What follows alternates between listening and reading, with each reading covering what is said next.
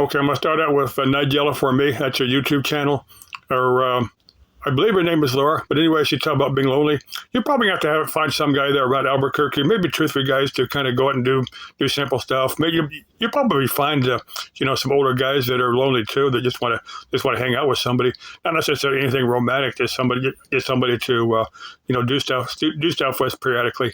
Not really date. Maybe you find somebody that's into mountain hiking or just going to shopping centers, just messing around, hanging out, or just going out with somebody to eat or something like that. You probably have to find somebody just like that, just to periodically do stuff. Second thing I want to cover is for Dr. Andrea O'Connor. I think I'm saying that name right. But anyway, her channel started out with just medical stuff. And she found out she got a lot more views by doing covering the paranormal topics, UFOs and that type of thing. And she's talking about seeing shadows, not necessarily shadow people, just see shadows. Now that could just be a trick of the light.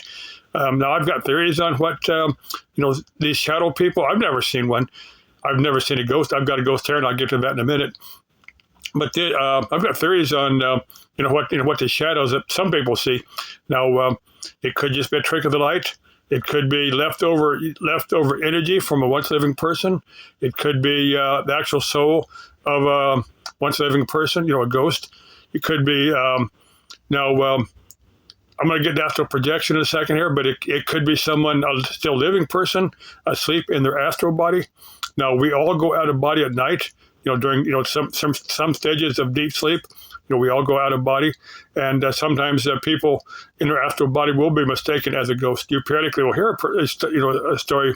It goes something like, some guys in the kitchen, maybe finishing it, maybe drinking a beer at midnight or watching the TV in the living room late at night. He knows his wife is asleep in bed.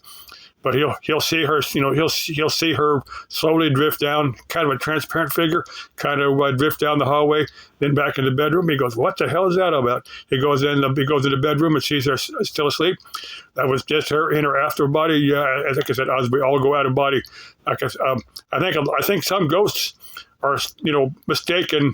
Well, when you're out in your astral body, you're the same as a ghost, except you've got a living body to return to when you wake up. Now, there could be human-created thought forms. Now, we all or most of us create, out of strong emotions. We'll create these thought forms, and some people will create them deliberately. Now, you're advised to, if you deliberately create a thought form for whatever reason, you're advised to to dissipate, not to let that thought form hang around too long, because they have been known to do some nasty stuff. People have had bad. There's several reports like that of people that, deliberately create thought forms that leave them hanging around too long and they start doing nasty stuff. Like I said, some ghosts, I think, are actual thought forms. They actually develop some type of consciousness. There are ways of banishing, thought forms. There's methods here on YouTube. There's methods, in older books and other parts of the internet on how to banish thought forms if you think you got that type of ghost. So the last thing I want to cover is this Costco Kirkland beer. Somebody's probably wondering what it tastes like. It tastes like kind of like a light beer. It's not one of the IPAs, one of the heavier, more hoppy beer. It's kind of like a light beer. I got a sugar problem, so I can get drunk on a very small amount of alcohol. I think my daughter. I don't know if my my grandchildren. They're not old enough to. At least I'm hoping that Damien's not. I'm hoping Damien's not into alcohol yet. I think Lori's probably gonna watch him, make sure he doesn't. Now, Damien, hey, wait till you get at least 21 before you start drinking, or at least turn 19, because it was 19 when I turned 19, but I didn't really start drinking alcohol until I tried to live with this chick that she got me. She turned me on to alcohol. Let me tell you one story. Now this is probably 30, 40 years ago. Yeah, this is. But anyway, she was all drunk one night. She's going to take off in her car.